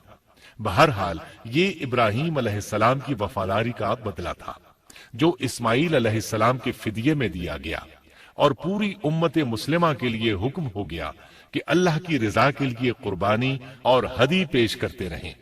کعبے کے پاس حرم الہی میں ہر سال یہ سنت ادا کی جاتی ہے، اور ان کے ساتھ ساتھ پوری زمین کے تمام خطوں پر بسنے والے مسلمان بھی اس عظیم فرمانبرداری کی علامت کے طور پر قربانیاں پیش کرتے ہیں۔ مینڈھے کے ذکر کا مطلب یہ ہے کہ ہم سنت ابراہیمی پر گامزن ہو جائیں۔ یہ مینڈھا ہمیں اللہ کے لیے قربانی کا سبق دیتا ہے۔ ہمیں چاہیے سنت ابراہیمی کی اقتداء کرتے ہوئے ہم اپنی جانوں، اپنی اولاد اور اپنے مالوں کو اللہ کی راہ میں قربان کرنے کے لیے تیار ہو جائیں۔ اللہ تعالیٰ فرماتے ہیں، وَفَدَيْنَاهُ بِذِبْحٍ عَظِيمٍ وَتَرَكْنَا عَلَيْهِ فِي الْآخِرِينَ، سلام على إبراهيم كذلك نجزي المحسنين إنه من عبادنا المؤمنين۔ اور ہم نے اسے عظیم ذبیحہ عطا کیا اور ہم نے اس کا پچھلوں میں ذکر خیر چھوڑا، سلامتی ہو ابراہیم پر، اسی طرح ہی ہم نیکوکاروں کو جزا دیتے ہیں، یقیناً وہ ہمارے مخلص بندوں میں سے تھا۔ اور اسی طرح اللہ فرماتے ہیں وبشرناه بإسحاق نبيا من الصالحين، اور ہم نے اسے نیکوکار نبی اسحاق کی ولادت کی خوشخبری سنائی۔ یہ خوشخبری فلسطین کی طرف واپس لوٹنے کے بعد سنائی گئی۔ ایک اکلوتے بیٹے کی قربانی کے لیے تیار ہو جانے کے صلے میں اور سارہ علیہ السلام کی عظمت اور تکریم کے مد نظر اللہ تعالی نے اسحاق کی خوشخبری سنا دی۔ یہ آیت ذبح کے واقعے کے بعد اللہ تعالی نے ذکر فرمائی ہے، اس لیے معلوم ہوا پچھلی آیات میں اسحاق کے علاوہ کسی اور بیٹے کا ذکر ہوا ہے، اور وہ اسماعیل علیہ السلام ہی تھے، جبکہ یہودی روایات میں اسحاق علیہ السلام کو ذبیح قرار دیا جاتا ہے۔ یہ بالکل غلط ہے۔ ذبح کے واقعے کے بعد اسحاق علیہ السلام کی بشارت مل رہی ہے، پھر بھلا وہ پیدا ہونے سے پہلے ہی ذبیح کیسے بن گئے؟ اس لیے یہ قطعی بات ہے کہ اسماعیل علیہ السلام ہی ذبیح ہیں۔ اس کے کئی اور بھی دلائل ہیں جن کے ذکر کرنے کا یہاں موقع نہیں۔ بہرحال اس عظیم آزمائش میں بے مثال کامیابی کے بعد ابراہیم علیہ السلام فلسطین آئے اور 120 سال کی عمر میں اسحاق علیہ السلام کی بشارت ملی، جبکہ سارہ علیہ السلام کی عمر 90 سال تھی۔ ان پر بڑھاپا طاری ہو چکا تھا۔ ایسے میں 3 فرشتے آئے، وہ تو قوم لوط کی تباہی کے لیے آئے تھے۔ راستے میں اللہ کے حکم سے ابراہیم علیہ السلام اور ان کی اہلیہ سارہ کو خوشخبری سنائی، اور اس غرض کے لیے وہ انسانی شکل میں آئے تھے۔ ابراہیم علیہ السلام تو پہلے ہی بہت مہمان نواز تھے، انہیں دیکھ کر بہت خوش ہوئے کہ مہمان آ گئے۔ فرشتوں نے انہیں سلام کیا، ابراہیم علیہ السلام نے سلام کا جواب دیا۔ وہ حیرت زدہ تھے کہ یہ لوگ ان کی بستی کے رہنے والے تو ہیں نہیں، لیکن ان پر سفر کے نشانات بھی نہیں ہیں، جیسا کہ دور سے چل کر آنے والوں میں ہوتے ہیں، نہ ان کے پاس سواریاں ہیں۔ قرآن مجید میں آتا ہے قالوا سلاما قال سلام قوم منكرون، فرشتوں نے سلام کیا تو ابراہیم نے بھی سلام کیا اور دل میں خیال کیا یہ اجنبی لوگ ہیں۔ پھر وہ اپنی مہمان نوازی کی عادت کے مطابق انہیں اندر لے آئے، ان کے لیے کھانے کا انتظام کیا۔ اللہ تعالیٰ فرماتے ہیں وَلَقَدْ جَاءَتْ رُسُلُنَا إِبْرَاهِيمَ بِالْبُشْرَى قَالُوا سَلَامًا قَالَ سَلَامٌ فَمَا لَبِثَ أَن جَاءَ بِعِجْلٍ حَنِيذٍ۔ ہمارے بھیجے ہوئے فرشتے ابراہیم کے پاس خوشخبری لے کر آئے تو انہوں نے سلام کیا۔ ابراہیم نے سلام کا جواب دیا اور فوراً بھنا ہوا بچڑا لے آئے، اور بچڑا بھی موٹا تھا۔ ان کے سامنے کھانا پیش کیا، لیکن وہ بھلا کب کھانے کی طرف ہاتھ بڑھانے والے تھے۔ یہ دیکھ کر ابراہیم علیہ السلام نے خوف محسوس کیا کہ کہیں یہ دشمن نہ ہو۔ اس وقت فرشتوں نے کہا قالوا لا تخف إنا أرسلنا إلى قوم لوط، ابراہیم نہ ڈر، ہم تو قوم لوط کی طرف بھیجے گئے ہیں۔ جب انہوں نے یہ باتیں کی تو سارہ علیہ السلام پاس کھڑی تھی، وہ ہنسنے لگی۔ وہ خوش خبری سے پہلے کیوں ہنس پڑی؟ علماء اس بارے میں کہتے ہیں کہ جب انہوں نے سنا یہ فرشتے لوط علیہ السلام کی بستی کو تباہ کرنے جا رہے ہیں تو ان کے خاتمے کی خبر سن کر وہ ہنستی۔ اس کے بعد فرشتوں نے یہ خوشخبری سنائی۔ فبشرناها بإسحاق ومن وراء اسحاق یعقوب، ہم نے اسے اسحاق کی پیدائش کی خوشخبری دی اور اسحاق کے بعد یعقوب پوتے کی بھی خوشخبری دی۔ بہت جلد ہی ہم اسحاق سے تیری ویران گود کو آباد کریں گے، اور تو اپنی زندگی میں اس کے بیٹے یعقوب کو بھی دیکھ لے گی۔ اب 3 بشارتیں جمع ہو گئیں۔ بیٹا پیدا ہوگا، لمبی عمر ملے گی یعنی بیٹا جوان ہوگا، اور پھر وہ اپنے پوتے کو بھی دیکھے گی۔ اس سے بڑھ کر کیا عزت اور تکریم ہو سکتی ہے؟ اس لیے جب نبی کریم صلی اللہ علیہ وسلم سے پوچھا گیا کریم یعنی عزت والا کون ہے، تو آپ نے فرمایا کریم بن کریم بن کریم بن کریم، یعنی یوسف بن یعقوب بن اسحاق بن ابراہیم علیہ السلام۔ مطلب یہ کہ نبی بن نبی بن نبی بن نبی۔ یہ یوسف علیہ السلام کی شان ہے کہ خود بھی کریم، باپ بھی کریم، دادا بھی کریم اور پردادا بھی کریم۔ اس سے بڑھ کر عزت افزائی کیا ہو سکتی ہے؟ بہرحال فرشتوں نے انہیں خوشخبری دی۔ وبشروه بغلام علیم، پھر انہوں نے ابراہیم کو ایک صاحب علم لڑکے کی بشارت دی۔ خوشخبری سن کر سیدہ سارہ حیران ہوئی، مارے حیرت کے منہ سے ہلکی سی چیخ نکل گئی۔ انہوں نے اپنے رخسار پر ہاتھ مارا جیسا کہ عورتوں کی عادت ہوتی ہے۔ کہنے لگی ہائے افسوس، کیا میں بچہ جنوں گی حالانکہ میں بانجھ ہوں اور میرے خاوند بوڑھے ہیں؟ یہ تو حیرت کی بات ہے۔ ایک دوسری جگہ اللہ تعالیٰ نے یہ الفاظ فرمائے، کہنے لگی میں بوڑھی اور بانجھ ہوں، بھلا میں بچے کو کیسے جنم دوں گی؟ اس پر فرشتوں نے کہا تو اللہ کے حکم پر تعجب کرتی ہے، اے اہل بیت، یہ تو اللہ کی تم پر رحمت اور برکت ہے، وہ بہت بزرگ اور قابل تعریف ہے۔ دوسری آیت میں ہے انہوں نے کہا اسی طرح تیرے رب نے فیصلہ کیا ہے اور ہمیں کہا ہے، یقیناً وہ بہت حکمت والا ہے اور علم رکھنے والا ہے۔ یہ تھی اسحاق علیہ السلام کی ولادت کی خوشخبری۔ ابراہیم علیہ السلام مکے میں سیدنا اسماعیل علیہ السلام سے ملنے کے لیے آتے رہتے تھے۔ ایک روز آئے تو ان سے کہا اے میرے بیٹے، اللہ تعالیٰ نے مجھے حکم دیا ہے کہ اس مقام پر اللہ کا گھر تعمیر کرنا۔ اسماعیل علیہ السلام نے فوراً کہا میں حاضر ہوں۔ اس طرح انہوں نے کھدائی شروع کی۔ ایسے میں انہیں شیس علیہ السلام کی تعمیر کے آثار نظر آئے۔ انہوں نے اس پر تعمیر شروع کر دی۔ ایک روایت میں یہ بھی ہے کہ انہوں نے فرشتوں والی بنیادوں کے آثار بھی دیکھے۔ نبی کریم صلی اللہ علیہ وسلم کی جوانی کے دنوں میں جب مکے کے قریش نے کعبے کی تعمیر نئے سرے سے کی تو انہوں نے اس کی بنیادوں کو گہرا کرنا چاہا۔ وہ کھدائی کرتے ان سبز پتھروں تک پہنچ گئے جو پہاڑوں کی چوٹیوں کی طرح نظر آ رہے تھے۔ انہوں نے ان پتھروں کو نکالنا چاہا۔ ایک شخص نے کدال کے ذریعے ایک پتھر کو باہر نکالا تو اس کے نیچے سے اتنا نور نکلنے لگا کہ قریب تھا وہ شخص اندھا ہو جاتا۔ پھر پتھر خود بخود نیچے جا گرا اور اپنی جگہ پر جم گیا۔ اس کے بعد لوگوں نے ان پتھروں کو ہاتھ نہ لگایا اور تعمیر شروع کر دی۔ قرآن مجید میں تعمیر کعبہ اور بیت اللہ کا تذکرہ اس طرح آیا ہے، وَإِذْ بَوَّأْنَا لِإِبْرَاهِيمَ مَكَانَ الْبَيْتِ أَلَّا تُشْرِكْ بِي شَيْئًا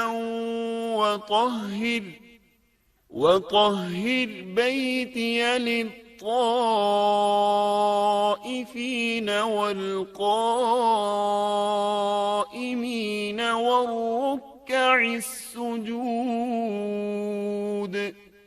اور جب ہم نے بیت اللہ کے مکان میں ابراہیم کو جگہ دی اور فرمایا کہ میرے ساتھ شرک نہ کرنا اور میرے گھر کو طواف، قیام اور رکوع و سجود کرنے والوں کے لیے پاک رکھنا، اور فرمایا ان اول بیت وضع للناس للذی ببکۃ مبارکا وہدی للعالمین فیہ آیات بینات مقام ابراہیم۔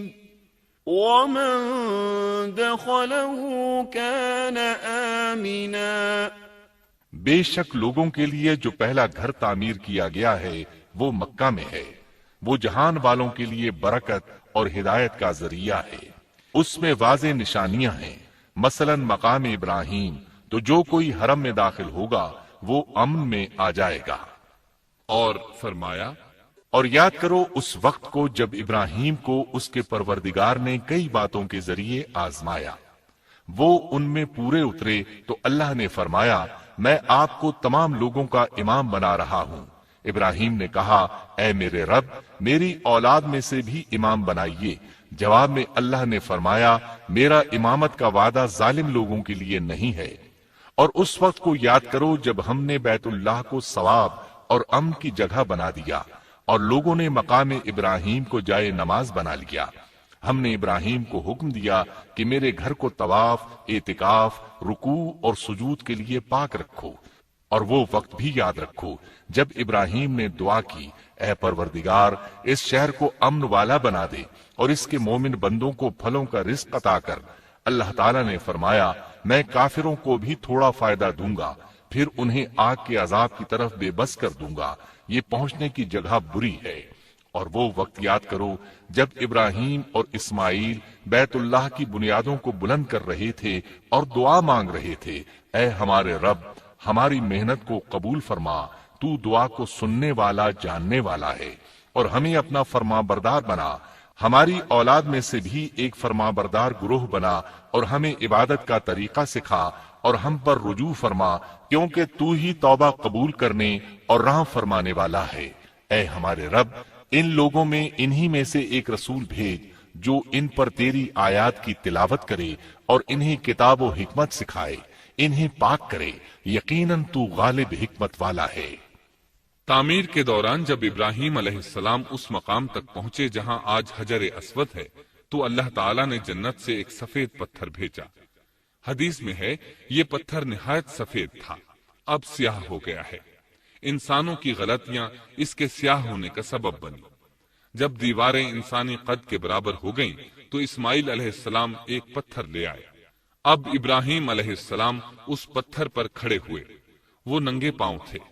اسی وقت پتھر پگھل گیا، ان کے پاؤں اس کے اندر کسی قدر دھنس گئے، پتھر پر ان کے پیروں کے نشانات آ گئے۔ اسی پتھر کو آج مقام ابراہیم کہا جاتا ہے۔ پہلے یہ پتھر بیت اللہ کی دیواروں کے ساتھ رکھا گیا تھا۔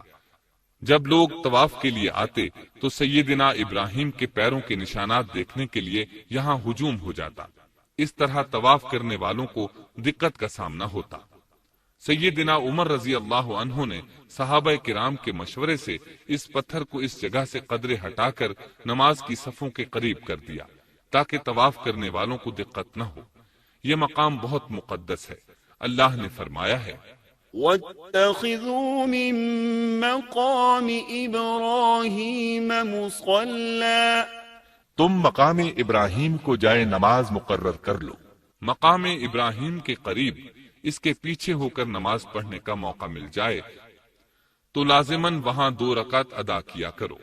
موقع نہ ملے تو پھر پوری مسجد حرام میں طواف سے فراغت والی 2 رکعت پڑھ لیا کرو۔ اس طرح کعبہ تعمیر ہوا، تب نیا حکم آیا وَلِلَّهِ عَلَى النَّاسِ حِجُّ الْبَيْتِ مَنِ اسْتَطَاعَ إِلَيْهِ سَبِيلًا وَمَن كَفَرَ فَإِنَّ اللَّهَ غَنِيٌّ عَنِ الْعَالَمِينَ۔ لوگوں میں جو استطاعت رکھے اس پر اللہ کے لیے حج بیت اللہ فرض ہے، اور جو شخص جان بوجھ کر اعراض کرے تو اللہ جہانوں سے بے نیاز ہے اور اسے اس کی کوئی پرواہ نہیں۔ ادھر ابراہیم علیہ السلام کو اللہ تعالیٰ کی طرف سے اشارہ ہوا وَأَذِّن فِي النَّاسِ بِالْحَجِّ لوگوں میں حج کا اعلان کر دیں۔ ابراہیم علیہ السلام کہنے لگے اللہ میری آواز بھلا کس کس تک پہنچے گی؟ جواب آیا آپ کے ذمے آواز لگانا ہے، پہنچانا ہمارا کام ہے۔ چنانچہ آپ عرفات کے ایک پہاڑ پر چڑھے اور آواز لگائی لوگو بیت الحرام کا حج کرو، اللہ تعالیٰ نے معجزانہ طور پر یہ آواز تمام انسانوں تک پہنچا دی، خواہ وہ پیدا ہوئے تھے یا نہیں۔ دوسرا معجزہ یہ ہوا کہ اللہ نے بیت اللہ اور اس کے حج کی محبت لوگوں کے دلوں میں ڈال دی۔ اللہ نے فرمایا، وَأَذِّن فِي النَّاسِ بِالْحَجِّ يَأْتُوكَ رِجَالًا وَعَلَى كُلِّ ضَامِرٍ يَأْتِينَ مِن كُلِّ فَجٍّ عَمِيقٍ۔ اور آپ لوگوں میں حج کا اعلان کر دیں، وہ آپ کی طرف پیدل بھی آئیں گے اور دبلے پتلے اونٹوں پر بھی دور دور سے آئیں گے۔ اس طرح لوگ پیدل اور سوار ہو کر کثرت سے حج کے لیے آنے لگے اور یہ ویران علاقہ آباد ہونے لگا۔ یہ تھے حالات اور واقعات ابراہیم علیہ السلام کے۔ آپ نے 175 سال کی عمر میں وفات پائی۔ آپ سے پہلے سیدہ ہاجرہ علیہ السلام نے وفات پائی اور ان کی وفات سے کچھ ہی عرصہ بعد سیدہ سارہ علیہ السلام 127 سال کی عمر میں فوت ہو گئیں۔ ان دونوں کی وفات کے بعد آپ غمگین رہنے لگے۔ آخر اتنی مدت تک ساتھ رہا تھا۔ آپ خلیل الرحمن تھے۔ آپ پر صحیفے بھی نازل ہوئے۔ آپ اللہ کے بے حد شکر گزار تھے۔